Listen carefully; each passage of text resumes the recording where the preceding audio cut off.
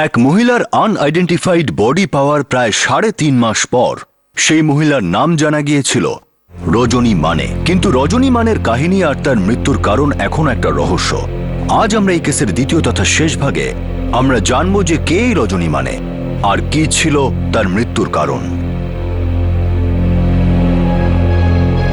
Abhijit sir, Arpita পারে সীমা থেকে আমরা রজনীর ব্যাপারে কিন্তু জানতে পারি। এই রজনী মানের অন্তিম সৎকার একটা বেওয়ারিশ লাশের মতনই করা হয়েছিল, আর আমরা এই খুনিকে আইডেন্টিফাই করব আর এই কেসটা ক্লোজ করব।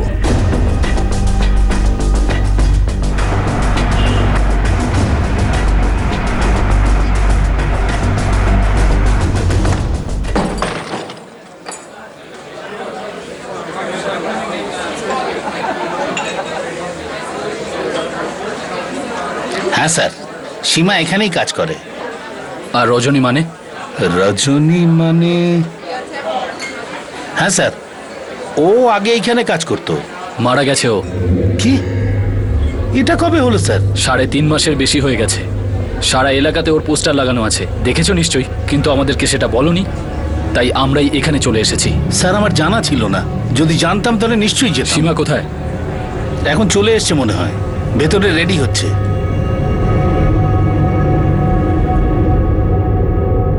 সীমা, এই স্যার ক্রাইম ব্রাঞ্চ থেকে এসেছেন। রজনীর ব্যাপারে তোমায় কিছু জিজ্ঞেস করবে মনে হয়। স্যার আমি জানি না, হঠাৎ করেই ৩-৪ মাস আগে হাওয়া হয়ে গেল। আমি ১-২ বার ফোনও করেছিলাম ওকে, কিন্তু ওর ফোন বন্ধ ছিল। খবরের কাগজে, টিভিতে কতবার ওর ছবি দেখানো হয়েছিল সীমা, কখনো দেখনি সেটা? না স্যার, খবর আর টিভি দেখার না তো শখ আছে আর না সময়। এই হলো রজনী? হ্যাঁ স্যার, ওই। এ কোথায় থাকতো আর ওর ফ্যামিলিতে কে কে ছিল? স্যার আমি এসব বলতে পারবো কেউ না। তো নিশ্চয়ই চেনে ওকে। হ্যাঁ স্যার, কিন্তু রজনী একদম চুপচাপ গোছের মেয়ে ছিল, প্রয়োজনের অতিরিক্ত একটাও কথা বলতো না।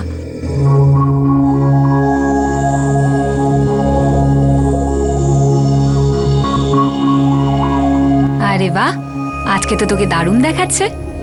দেখবি আজকে সবচাইতে বেশি মাল তুই কামাবি।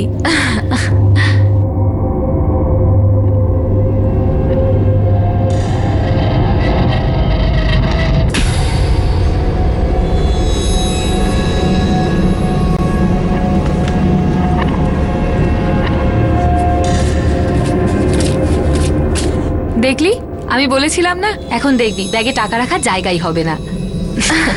ব্যাস স্যার, এটুকুই জানতাম আমি রজনীকে। স্যার, সীমা ঠিকই বলছে, রজনী নিজের মতোই থাকতো। এত মাস ও এখানে কাজ করেছিল, কেউ তো নিশ্চয়ই চেনে ওকে। কোথা থেকে এসেছিল, কোথায় থাকতো? স্যার এখানে যে মেয়েরা কাজ করে তারা অ্যাড্রেস মাঝে মধ্যেই বদলায়, আর রজনী ওর অ্যাড্রেস কখনোই কাউকে বলেনি। হ্যাঁ স্যার, স্যার একটা কাস্টমার ছিল যার সাথে রজনীর ভালো সম্পর্ক ছিল।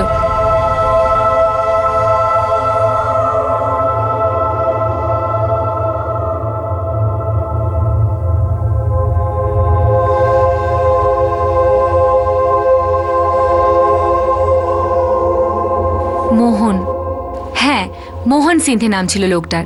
কোনো একজন শেঠের ওখানেও কাজ করে, কোনো এক্সপোর্টের কাজ হবে। মোহন ওই কাজটাই করে। এই জন্য সবসময় টিপ বিলের থেকেও ডাবল দিত। মনে হয় ফুল টু ফিদা তোর উপর। বলছিল তো তাই, পছন্দ করে আমাকে। আর তুই? হ্যাঁ, আমারও ভালোই লাগে ওকে। কথাবার্তাও ভদ্রভাবে বলে, খেয়ালও রাখে। কিন্তু আমি এটা নিয়ে বেশি ভাবতে চাই না। কেন কেন ভাবিস না? ভাবার জন্য কোনো ট্যাক্স লাগে না। না রে, কিন্তু আমার ভাগ্যটাই তো খারাপ রে। ভয় করে যে ভবিষ্যতে এই সম্পর্কটাও আগের মতো না হয়ে যায়। আগের সম্পর্ক বলতে কি হয়েছিল তোর সাথে? তারপর আর কিছুও বলেনি। কিন্তু হ্যাঁ স্যার, একটা কথা তো একদম ঠিক, মোহন সিন্ধে রজনীর ওপর ফুল টু ফিদা ছিল। আর হ্যাঁ স্যার, একবার রজনী আমায় বলেছিল যে মোহন সিন্ধে একবার ওকে ঘরও ভাড়া দিয়েছিল। কিছু জানো এই মোহন সিন্ধে কোথায় থাকে বা কোন শেঠের হয়ে কাজ করে? না স্যার, এমনিতে এই মোহন সিন্ধেকে অনেকদিন ধরে দেখিনি স্যার। কবে থেকে? যবে থেকে রজনী খুন হয়েছে তবে থেকে? স্যার ওভাবে তো মনে নেই, কিন্তু অনেক দিন থেকে দেখিনি। কোনো জোরালো প্রমাণ তো নয়, কিন্তু রজনীর জীবনের সঙ্গে জড়িত এক ব্যক্তির নাম সামনে এলো। মোহন সিন্ধে। না কোনো ঠিকানা, না কোনো ফটো, শুধু একটা নাম। সীমার কথা অনুযায়ী মোহন সিন্ধে রজনীকে পছন্দ করত। আমার মনে হয় না ব্যাপারটা পছন্দ পর্যন্ত ছিল, না হলে ওকে ভাড়ার রুমে কেন রাখবে? হতে পারে ওই মোহনই রজনীকে মেরেছে, কারণ রজনীর মতো মোহনও অনেকদিন ধরে ওই বারে যায়নি। অভিজিৎ, এইসব লোক বার বদলায়, নিজের স্বভাব বদলায় না। হয়তো অন্য কোনো বারে গেছে, হয়তো অন্য কোনো মেয়ের প্রেমে পড়েছে। এক কাজ করো, ইনফর্মারদের কাজে লাগিয়ে দাও। আমাদের কাছে শুধু নাম আছে, নামের মানুষটাকে খুঁজে বের করতে হবে। হ্যাঁ স্যার, ফটো সেন্ড করছি। বারে মালটাকে দেখেছিলাম। হ্যাঁ, নাম তো মোহন সিন্ধে। আপনি দেখে নিন আপনাদের মোহন সিন্ধে কিনা।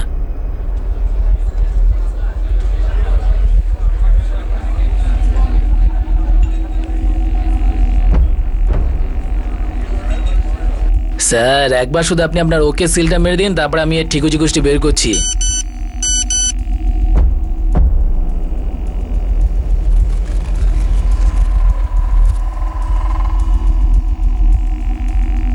হ্যাঁ স্যার, এই হলো মোহন সিন্ধে। স্যার, এই মোহন সিন্ডে আর এ রাহুল গায়কোয়াড হেতেল বারে ওরা রেগুলার যেত। এই মোহন সিন্ধে থাকে কোথায়? বদলাপুরে থাকে স্যার। থানেতে কোনো গার্মেন্ট এক্সপোর্ট কোম্পানিতে কাজ করে। এই মোহন সিন্ধেকে আজকে আর কাজে যেতে হবে না, তুলে নিয়ে আসো ওকে।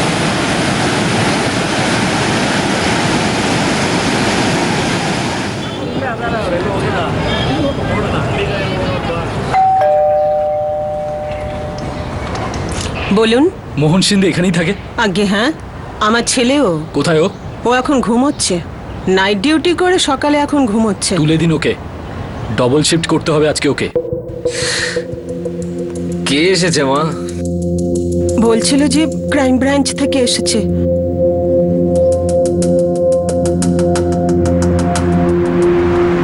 স্যার, আপনারা বলছেন না কেন রজনীর কি হয়েছে? কি ব্যাপার হয়েছে স্যার? আপনারা কিছু বলছেন না কেন?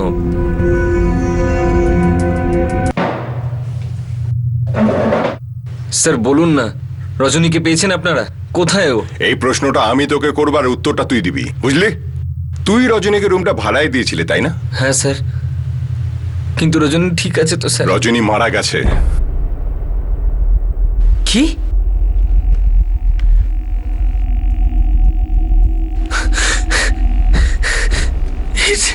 এটা কি করে হলো স্যার? রজনীর সঙ্গে দেখা করতে তুই অর্পিতা বাড়ি যেতিস, গত 4 মাস ধরে যাসনি কেন?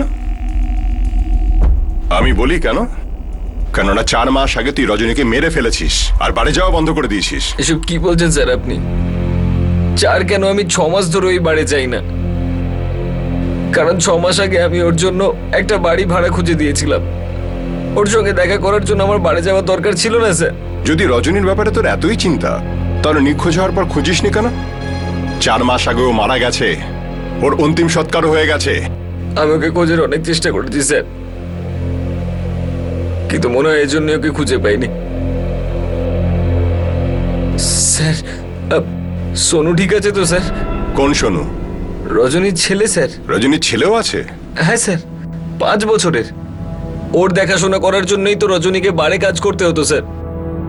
এটা নিশ্চয়ই জুলাইতে হয়েছে স্যার, কারণ আমি রোজ ওর বাড়িতে যেতাম, কিন্তু সবসময় ওখানে তালাই লাগানো থাকতো।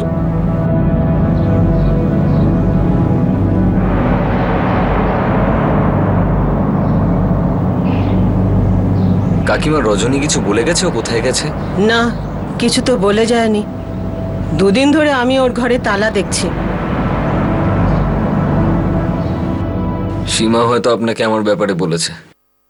আমি তো ওর কাছেও গেছিলাম রজনীর খোঁজ করতে। ও কি আপনাকে এটা বলেনি? এখন তোর জন্য কি আমি গীতার ওপর হাত রেখে দিব্যি কাটবো? আমি জানি না রে, রজনী আমায় বলে যায়নি যে ও কোথায় গেছে। ও কি নিজের বাড়ি কোলাপুরে যাওয়ার কথা বলেছিল? ওই কোলাপুর থেকে? এই দেখো, আমি তো এটাও জানতাম না যে ও কোলাপুরের মেয়ে। আমি বহুবার খুঁজেছি রজনীকে ওর বাড়িতে, কত ফোন করেছি, কিন্তু সব বেকার। তারপর আমি আশাই ছেড়ে দিই। ঘরটা বাড়ির মালিককে ফেরত দিয়ে দিই আর ডিপোজিটের টাকা ফেরত নিয়ে নিই। আমি ভাবলাম ও নিজের বাড়ি কোলাপুরে ফিরে গেছে। কোলাপুরে ওর কোনো আত্মীয় আছে? হ্যাঁ স্যার, ওর স্বামী রাঘব খুব মারধর করতো স্যার ও রজনীকে।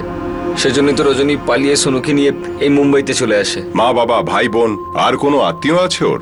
হয়তো নেই স্যার, সেই জন্যই তো রাঘব যা খুশি তাই করতে পারতো রজনীর সঙ্গে। আমি হলপ করে বলতে পারি স্যার, রাঘবই মেরেছে রজনীকে। কি জানি কি করেছে ও সোনুর সঙ্গে। স্যার কিছু করুন না স্যার, খোঁজ নিন সোনু কোথায় আছে স্যার।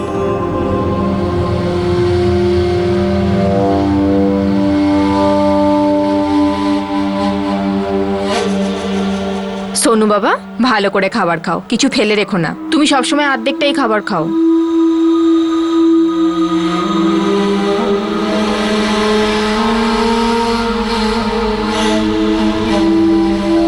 রজনীর কাহিনীর আরেকটি পর্ব সামনে এলো।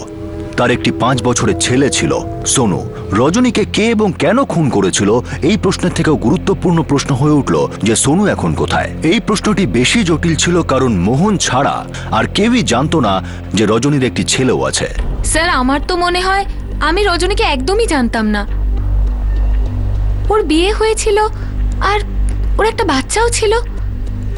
এটা তুমি প্রথমবার শুনছি। না স্যার, এইরকম তো রজনী কখনো কিছু বলেনি, আর আমিও কখনো জিজ্ঞেস করিনি। আর ওকে তো দেখেও বোঝা যেত না যে 5 বছরের বাচ্চার মা ও। সাহেব আমি কি করে জানবো বলুন, আমাদের মধ্যে তো কখনো 2 মিনিটও কথা হয়নি। তুই ছাড়া আর কেউ জানে না যে রজনী বিবাহিতা আর ওর একটা বাচ্চাও আছে। মোহন, কোনো গল্প তো শোনাচ্ছিস না তুই আমাকে? স্যার আমি মিথ্যে কেন বলবো স্যার? 8 মাস আগে আমরা সোনুর জন্মদিন একসঙ্গে পালন করেছিলাম।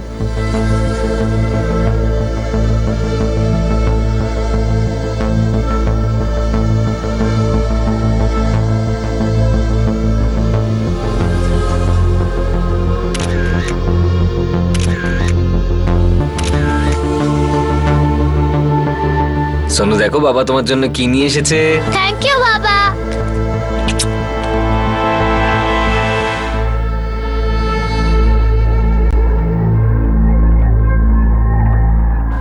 স্যার সোনু আমার সঙ্গে খুব মিলেমিশে গেছিল, বাবা ডাকতো আমাকে। হ্যাঁ স্যার, কখনো কখনো মোহনের সাথে আমি ওখানে যেতাম।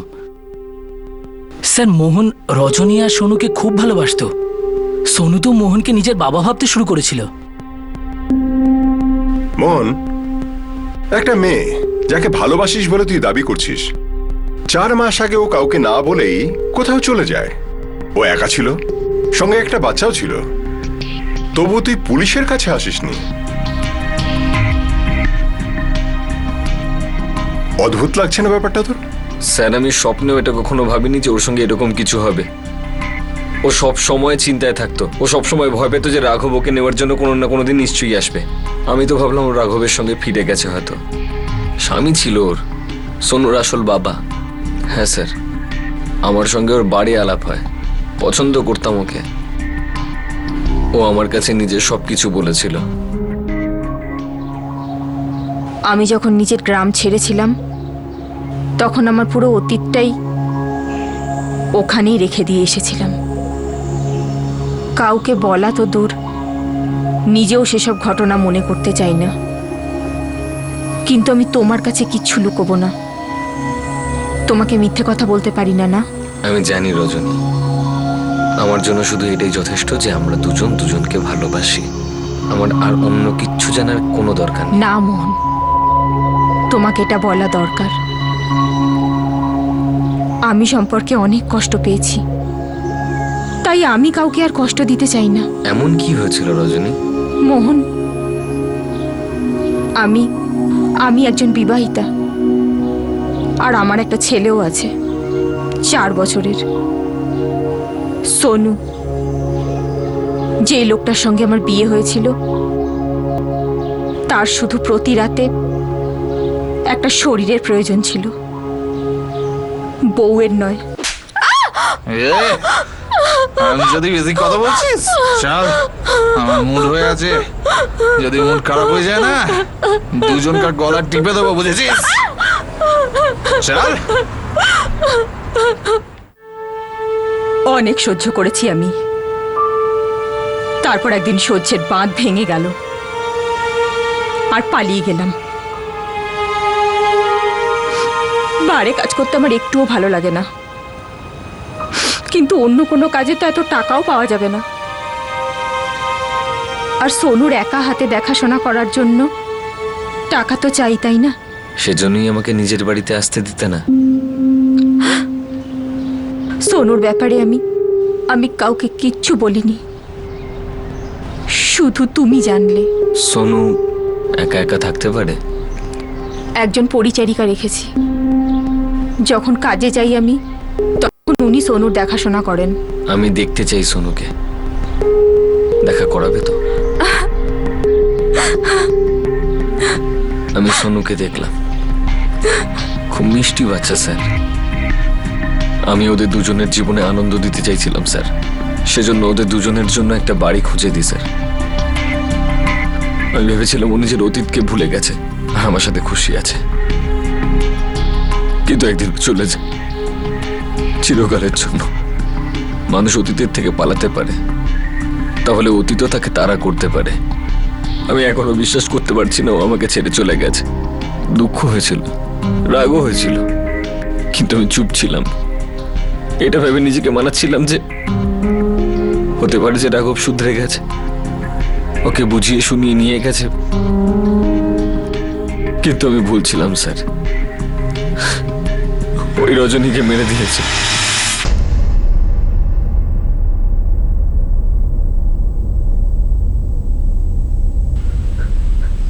আর জানি না সোনুর সঙ্গে কি করেছে ও। এই রাঘব কোলাপুরে কোথায় থাকে, কি করে, কিছু জানিস তুই?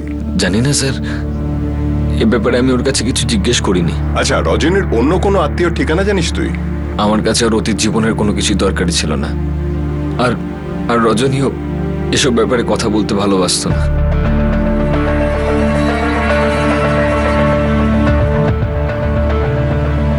স্যার মোহনের মোবাইলে এই ফটোগুলো ছিল। কোলাপুর পুলিশকে সোনু আর রজনীর ফটো আর বাকি অন্য ডিটেলসও পাঠিয়ে দাও। রাঘব আর সোনুকে খুব তাড়াতাড়ি খুঁজে বের করতে হবে। কাকা, আমার মা এখনো এলো না, কখন আসবে মা? আমি বাড়ি যাব।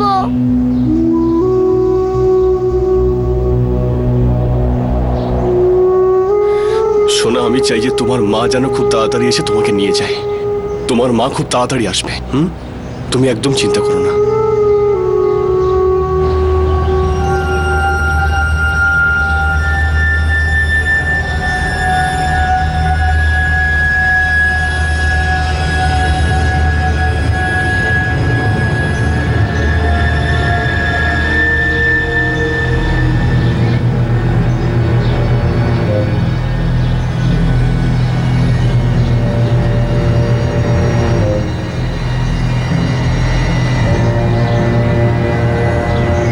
হ্যালো,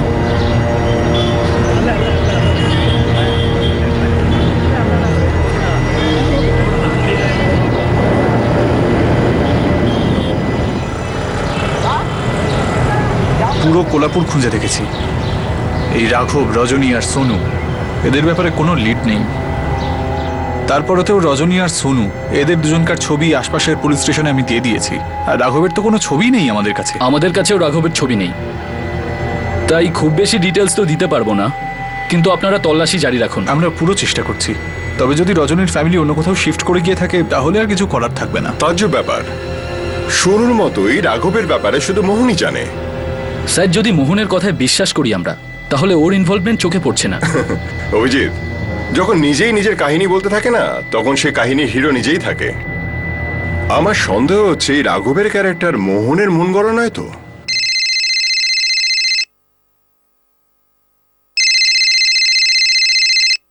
হ্যাঁ সুরবে সাহেব, বলুন। আপনি স্যার 4 মাস আগে ওই রজনীর কেসটা মনে আছে আপনার? যার লাশ 21শে জুলাই পাওয়া গেছিল, গলা টিপে নালাতে ফেলে দেওয়া হয়েছিল। হ্যাঁ, আমরা ওই কেসের উপরেই কাজ করছি। আপনি কোনো লিড পেয়েছেন? হ্যাঁ, যে গাড়িতে রজনী মানে মার্ডার হয়েছিল তার ড্রাইভারকে পাওয়া গেছে।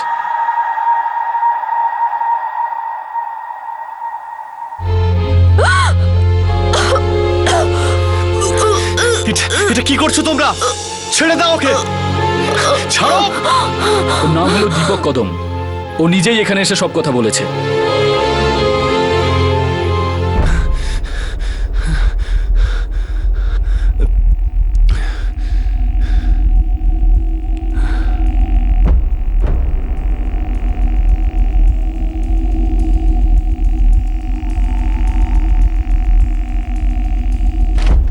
দীপক কদম,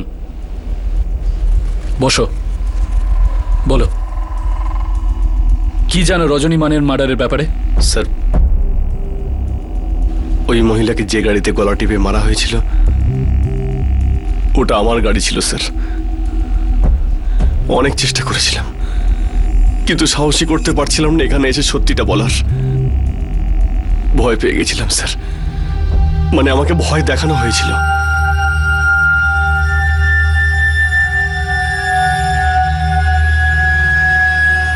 এত মাস ধরে শান্তিতে ঘুমোতে পারিনি স্যার। এবার সত্যি বলতে চাই। দীপক কদম হলো সেই দ্বিতীয় ব্যক্তি যে জানতো রজনীর সাথে কি হয়েছিল। এই মার্ডারের ব্যাপারে আরেকজনও জানতো যে পুলিশকে ভুল পথে চালিত করছিল।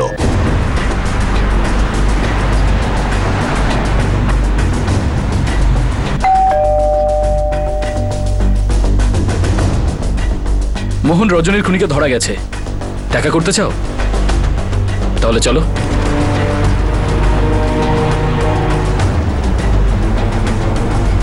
স্যার, কে মেরেছে রজনীকে? অপেক্ষা কর মোহন, সব জানতে পারবি।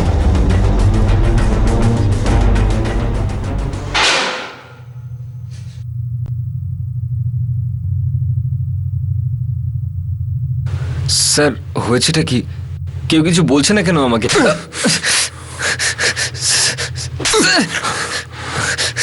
ওই যে ছিল তোর মিথ্যে গল্পটা যেটা তুই আমাদের শুনিয়েছিলি, এবার আর কোনো গল্প শুনবো না, এবার শুধু সত্যিটা শুনবো। এবার যদি কোনো মিথ্যে গল্প বলিস না, তবে তোর বাকি জীবনের গল্পতেও চিৎকার আর যন্ত্রণা ছাড়া কিছু বেঁচে থাকবে না। ও আমার পাড়াতেই থাকে স্যার, রোজ আমাকে হুমকি দেয়। একটা আওয়াজ বার করলে তোর গলাও টিপে দেবো। মনে আছে তো কি বলেছিলাম সেদিন? যদি আমি ডুবি তাহলে তোকেও ডুবিয়ে মারবো। নিজের ভালো যদি চাস তাহলে চুপচাপ মুখে তালা লাগিয়ে নিজের ড্রাইভারি কর, বুঝেছিস? তুমি ড্রাইভার? হ্যাঁ স্যার, ট্রাভেল এজেন্সিতে কাজ করি স্যার। 20শে জুলাই সন্ধেবেলায় মোহন আমাকে ওর জন্য গাড়িটা ফ্রি রাখতে বলেছিল স্যার। স্যার, আমার প্রতিবেশী আর টাকাও দিয়েছিল। এই জন্য স্যার গাড়ি নিয়ে আমি চলে গিয়েছিলাম। স্যার, আমি জানতাম না ওর মাথায় কি কাজ করছিল।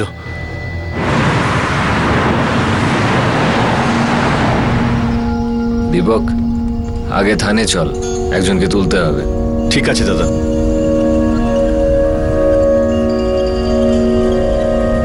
থানে পৌঁছাতে পৌঁছাতে রাত হয়ে গিয়েছিল স্যার।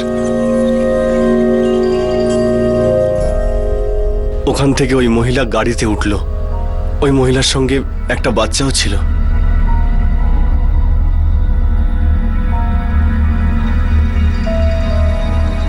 মোহন বলেছিল প্রথমে ওরা কোথাও খাবে, এই জন্যে আমি কল্যাণের কাছে একটা ধাবাতে ওদেরকে নিয়ে যাই। মোহন আর ওর বন্ধু রাহুল, ওই মহিলা আর বাচ্চাটা সবাই খেতে গেল। আমি বাইরেই ওদের জন্য অপেক্ষা করছিলাম।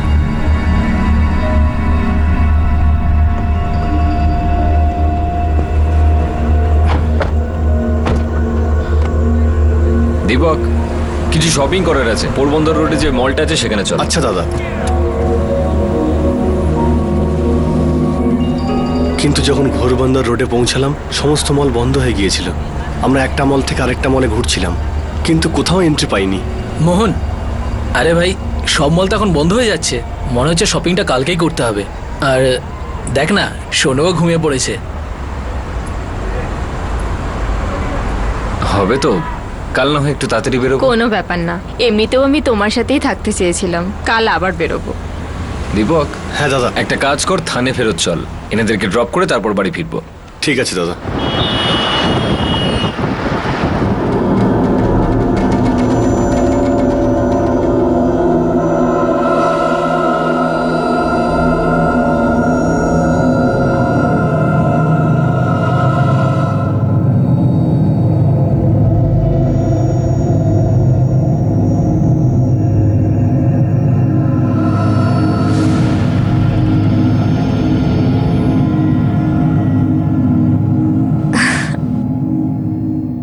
স্যার, আমরা থানাতেই ফিরে যাচ্ছিলাম। স্যার, হঠাৎ আমি দেখলাম যে মোহন ওই মহিলার গলা টিপে ধরেছিল স্যার।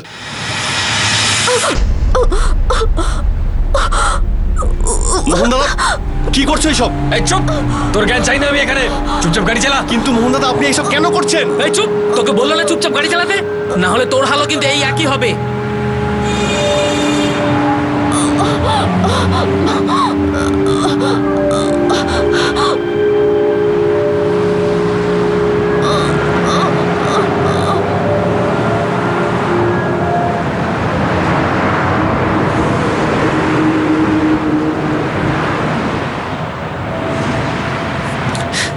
হাইওয়ের পাশে একটা নালা আছে, ওখানে থামা। আপনি আমাকে এই কাজের জন্য ডেকেছিলেন? হ্যাঁ, এবার চুপচাপ গাড়ি চালা। এটাকে নালায় ফেলতে হবে। আপনারা দুজন মিলে না খুন করেছেন। আমি তো পুলিশকে সব সত্যি বলবো। হ্যাঁ, ঠিক আছে বলিস। আমিও পুলিশকে এটা বলবো যে তুই আমার সাথ দিয়েছিস। পুলিশকে যদি কিছু বলিস তাহলে তুইও ফাঁসবি। সমস্ত দোষ তোর ঘাড়ে দিয়ে দেবো, বুঝেছিস? মোহন, আমি বলি কি এই শালাকেও মেরে ফেলি, আর এখানে কোথাও খালে ফেলে দিয়ে যাই। আরে না রে, প্রতিবেশী আমার। চুপচাপ গাড়ি চালা, বেঁচে থাকবি, বুঝেছিস? যদি মুখ খুলেছিস তাহলে তুইও কোনো নালাতে মরে পড়ে থাকবি। আমার নজর থাকবে তোর উপরে, বুঝতে পারছিস তো? তুই পুলিশকে যদি কিছু বলিস তাহলে তুইও ফাঁসবি। সমস্ত দোষ তোর ঘাড়ে দিয়ে দেবো, বুঝেছিস? মোহন, আমি বলি কি এই শালাকেও মেরে ফেলি, আর এখানে কোথাও খালে ফেলে দিয়ে যাই। আরে না রে, প্রতিবেশী আমার। চুপচাপ গাড়ি চালা, বেঁচে থাকবি, বুঝেছিস? যদি মুখ খুলেছিস তাহলে তুইও কোনো নালাতে মরে পড়ে থাকবি। আমার নজর থাকবে তোর উপরে, বুঝতে পারছিস তো তুই?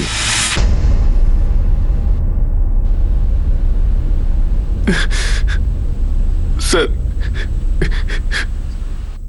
এই 4 মাস আমি অনেক নরক যন্ত্রণা ভোগ করেছি স্যার।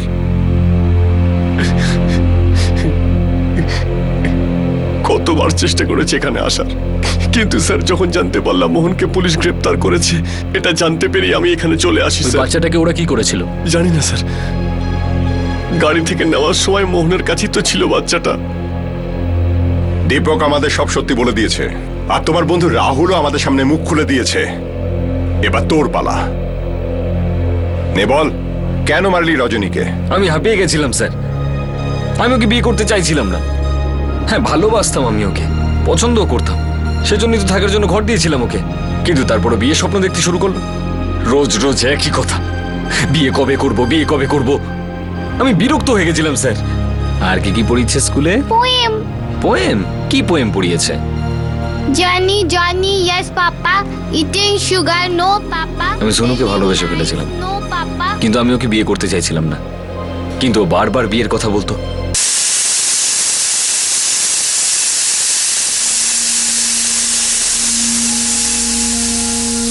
মোহন, তোমার আর কত সময় লাগবে? এখন তো সোনু ও রাঘবকে ভুলে গেছে, আর তোমাকেই বাবা বলে ডাকছে। বলো না, আমরা বিয়ে কবে করব? করবো রে বাবা, তাড়াতাড়ি করবো। কি তাড়াতাড়ি করব মোহন? আমি একই কথা বারবার শুনতে চাই না। আচ্ছা শোনো, আমরা কতদিন হয়ে গেল বাইরে ঘুরতে যাইনি। আজ সন্ধ্যাবেলা তৈরি থেকো, শপিং এ যাব, তোমার জন্য কিছু নতুন কাপড় কিনতে যাব, ঠিক আছে? কথাটা ঘুরিয়ে দিও না মোহন, সত্যি বলো, তুমি আমাকে সত্যি বিয়ে করতে চাও না? তোমারও রাঘবের মতো আমার প্রয়োজন শুধু শরীরেই আছে। এরকম কিচ্ছু নয়, বিশ্বাস করো না আমাকে। আচ্ছা চলো, এবার মুড খারাপ করো না, সন্ধ্যাবেলা তৈরি থেকো, যা চাও সব কিছু হবে, শুধু আমাকে একটুখানি সময় দাও। চলো, চোখের জল মোছো, ব্যাস। মোহন ভাই, আমি তোকে আগেই বলেছিলাম, দেখ ওর ব্যাপারে অত সিরিয়াস হোস না, কিন্তু তুই আমার কথা শুনলি না। আরে ভাই, মন দিয়ে ভালোবেসে ফেলেছিলাম ওকে, কিন্তু এখন আমার মনটা ভরে গেছে। ভাই, তোর মন তো ভরে গেছে, কিন্তু ওই মেয়েটার ঘাড়ে এখন বিয়ের ভূত চেপেছে। আমার জীবনে না ওকে কোনো দরকার নেই, ছুটি চাই আমি ওর থেকে। দেখ রাহুল, আমি একা এসব করতে পারবো না, আমার সঙ্গে থাকবি তুই। মেরে দিলাম স্যার ওকে, সমস্ত ঝঞ্ঝাটি শেষ, ছুটি পেয়ে গেছিলাম। সোনুর সাথে কি করেছিস তুই? না স্যার, সোনুকে ভালোবাসতাম আমি, সেজন্য ওর সঙ্গে আমি কিচ্ছু করিনি স্যার। তুই সোনুর মাকে মেরে এখন বলছিস তুই সোনুর সঙ্গে কিচ্ছু খারাপ করিসনি? বল সোনু কোথায়? স্যার, আমার একটা কাকা ছেলে আছে, কিশোর সিন্ধে, ওর বাড়িতেই আছে। এই কিশোর সিন্ধের থাকাটা কোথায়?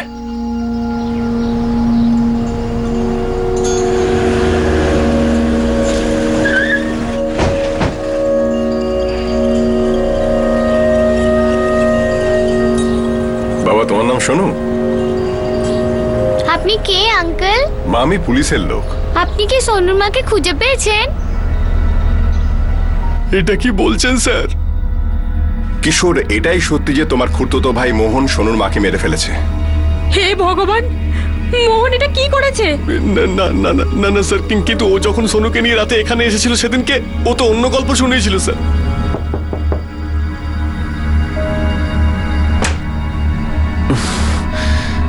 মোহন, এত রাতে কি হয়েছে? এটা রজনীর ছেলে না?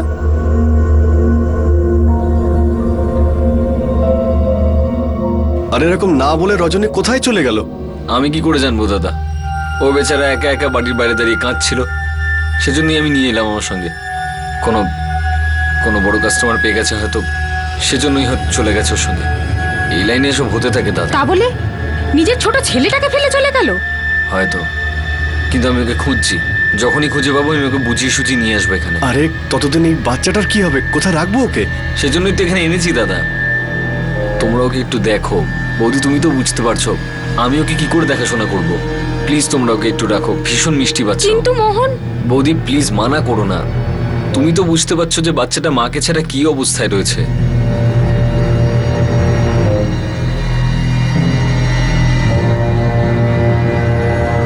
স্যার, মোহন আর রজনীর সম্পর্ক নিয়ে আমরা তো জানতামই। আর স্যার, এই বাচ্চাটার উপরেও মায়া পড়ে গেল। আর এই জন্য আমরা মোহনের কথা শুনলাম। আমরা ভেবেছিলাম ও রজনীকে খুঁজে বের করবে, কিন্তু পরে অন্যরকম কথা বলতে শুরু করলো। আমরা যখনই ওকে জিজ্ঞেস করতাম ও বলতো যে আর কিছুদিন রাখো, আর কিছুদিন রাখো ওকে। সোনু খুবই মিষ্টি বাচ্চা স্যার। এখানে রেখে ওর ওপর আমাদেরও মায়া পড়ে গেছে স্যার। আমার মেয়েরা তো মনে করে যেন ওদের নিজের ভাই পেয়ে গেছে। এখন তো নিজের মায়ের কথাও খুব কম বলে। কিন্তু স্যার, মাকে ভুলে যাওয়া তো এত সহজ নয় না।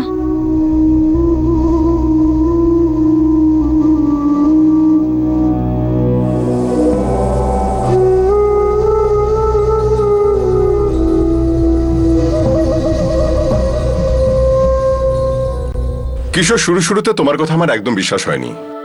তারপর তোমার প্রতিবেশীদের জিজ্ঞেস করে জানতে পারলাম যে তুমি সোনুকে নিজের সন্তানের মতনই ভালোবাসো। স্যার, সোনুকে দেখলে যে কেউ ভালোবাসবে। এখন তো দেখছি সোনু তোমার ঘরে ভালোভাবেই সেটেল হয়ে গেছে। এখন তোমরাই ওর বাবা মা। আর আমিও খুশি হব যদি সোনু তোমাদের সঙ্গে থাকে। কিন্তু আইনত ওকে তোমাদের দত্তক নিতে হবে। আর অ্যাডপ্ট করার জন্য যত ফর্মালিটিস আছে সেগুলো কমপ্লিট করার জন্য আমরা তোমাকে সাহায্য করব। স্যার, ওই বলো না। স্যার, আমাদের সবেমাত্র ছেলে হয়েছে, আর এখন আমাদের 3টে বাচ্চা স্যার। আর আমার আয় এতটাও না যে আমি সোনুকে দত্তক নিতে পারবো। মন তো খুবই চায়, কিন্তু স্যার এখন আমার সামর্থ্য নেই 4টে বাচ্চা মানুষ করার।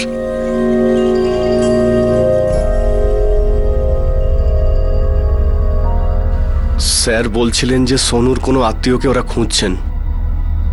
ততদিন সোনুকে কোনো চাইল্ড কেয়ার সেন্টারে রাখবে ওরা। বুঝতে পারছি না আমাদের মেয়ে দুটোকে কি করে বোঝাবো। বোঝাতে তো হবেই। সোনুর সঙ্গে একবার কথা বলতে হবে।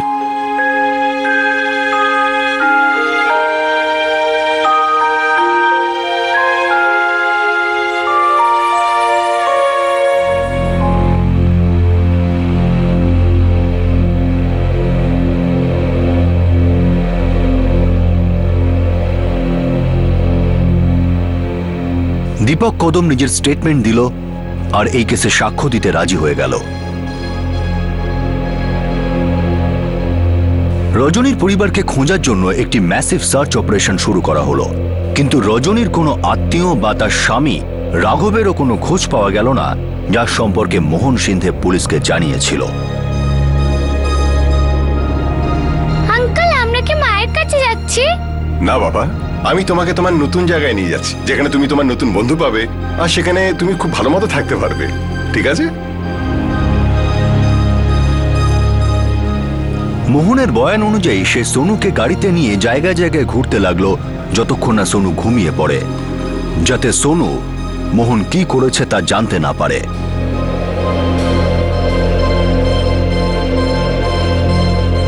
সোনুকে আপাতত চাইল্ড কেয়ার হোমে রাখা হয়েছে, কিন্তু পুলিশ এখনো অবধি রজনীর পরিবারের কোনো সদস্যকেই খুঁজে পায়নি।